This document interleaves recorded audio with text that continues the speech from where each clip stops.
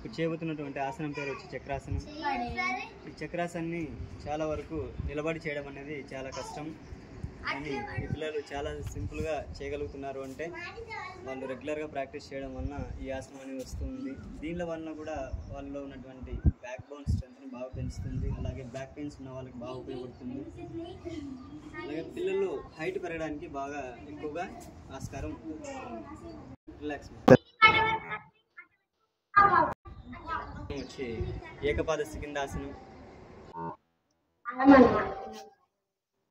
ఈ ఏకపాద సికిందాసనం వచ్చి షోల్డర్ స్ట్రెంత్ని పెంచడానికి వాళ్ళ హ్యాండ్లో స్ట్రెంత్ ఎలా ఉందనేది చూసుకొని షోల్డర్ స్ట్రెంత్ పైన బేస్ చేసుకొని ఉంటుంది.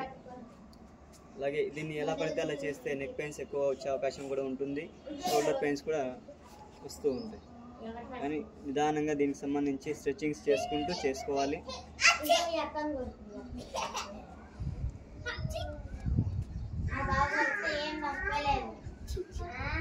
చిన్నప్పుడు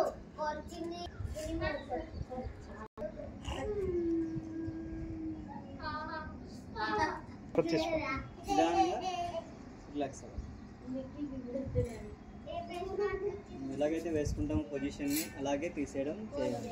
చక్రాసనం చూసాము.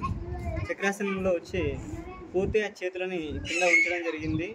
ఇప్పుడు అలాగే అదే చక్రాసనం నుండి చక్ర బంధాసనం అంటే చక్రాసనంలో నుండి చేతులని కాళ్ళు పట్టుకొని పూర్తిగా తలని ముందుకు లేపడం జరుగుతుంది.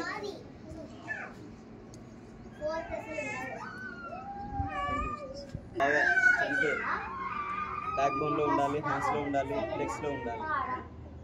ఎప్పుడైతే ఈ స్ట్రెంత్ బాగా వస్తుందో అప్పుడే ఈ ఆసనాలన్నీ కూడా చేయగలుగుతాం. వాళ్ళకి ఫ్యూచర్లో ఎటువంటి ప్రాబ్లమ్స్ రాకుండా ఈ బాడీ అనేది వాళ్ళ అదుపులో ఉంటుంది.